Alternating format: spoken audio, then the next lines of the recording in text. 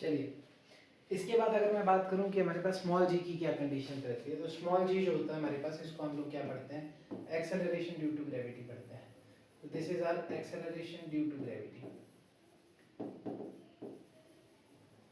Gravity की वजह से किसी ऑब्जेक्ट के ऊपर कितनी एक्सेलरेशन लगती है उसको हम लोग स्मॉल जी से डिफाइन करते हैं। स्मॉल जी की वैल्यू हमेशा 9.8 के बराबर होती है। सबसे पहले तो हम लोग फैक्टर्स देख लेते हैं कि कौन कौन से फैक्टर्स जो है इसको अफेक्ट करते हैं।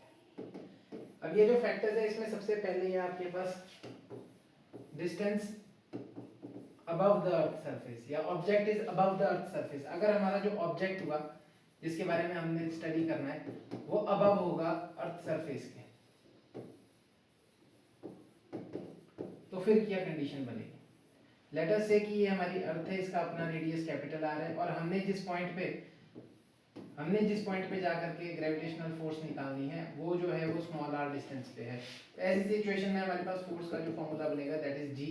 अगर हमारी अर्थ का मास कैपिटल एम है और जिस ऑब्जेक्ट के बारे में हमने स्टडी करना वो स्मॉल एम है, ऐसी सिचुएशन में capital G capital M small m upon are square. R कौन सा लेंगे, अर्थ के सेंटर से लेकर के दूसरे बॉडी के सेंटर तक का डिस्टेंस हमेशा यहाँ पे लिया जाएगा, तो फॉर्मूला ये रहेगा। अच्छा, सेकंड कंडीशन, अगर मैं बोलूं कि बिलो द अर्थ सरफेस, अगर मैं बात करूं बिलो द अर्थ सरफेस पे क्या फर्क पड़ता है।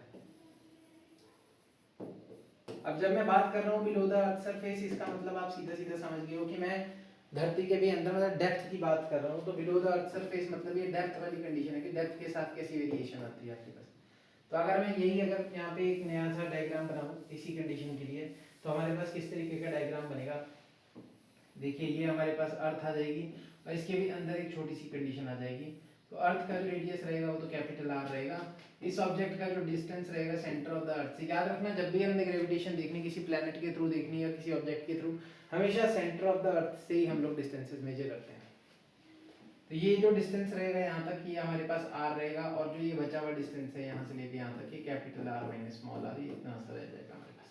ठीक है, अब ऐसी सिचुएशन में हम लोगों के पास यहाँ पे अगर मास जो है वो स्मॉल एम है और अर्थ का कंप्लीट मास जो है वो कैपिटल एम है, तो हमारे पास क्या कंडीशन बचती है, हमारे पास जो फॉर्मूला बनेगा फोर्स के लिए that is G capital M small r upon capital R cube.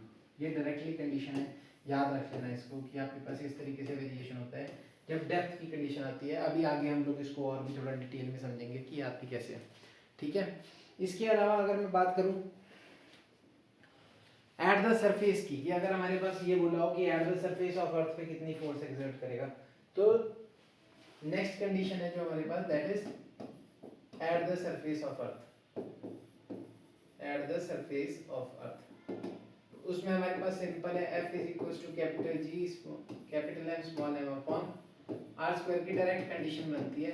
अब यहाँ से हम जी का फॉर्मूला देख लेते हैं। हमें पता है कि F is equal to m में होता है और इसको हम लोग एम जी भी लिख सकते हैं क्योंकि जी भी एक एक्सेलरेशन ही है जो ग्रेविटी अर्थ लगाती है हमारे ऊपर। तो हम लोग इस F की जगह पे इसको पुट करके देखेंगे तो it becomes m g is equal to capital G capital M small m upon are square. याद रखना यहाँ पे जो मास यूज होगा ये बॉडी का मास होगा, अर्थ का मास यूज नहीं होगा। कैपिटल एम नहीं स्मॉल एम, तो स्मॉल एम से स्मॉल एम कैंसिल।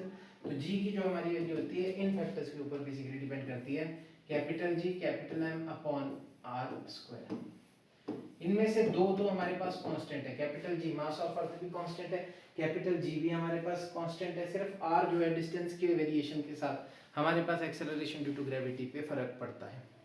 अब देखिए क्योंकि हमारी अर्थ जो है वो कंप्लीटली स्फेयर नहीं है, मतलब ऐसा सर्कुलर नेचर नहीं है उसका, ना स्फेरिकल नेचर है, बिल्कुल कंप्लीट ऐसी नहीं है। इसके अलावा वो कैसी है, वो है हमारे पास थोड़ी ऐसी है, बीच से थोड़ी सी ऐसे फैली हुई और ऊपर नीचे से ऐसे। तो इसको हम लोग ये जो शेप होती है इसको हम लोग बोलते हैं ऑब्लेट स्फेरॉइड। तो शेप ऑफ अर्थ क्या है, ऑब्लेट स्फेरॉइड, जिसकी वजह से आप देखोगे कि इक्वेटर की सेंट्रल लाइन बड़ी है।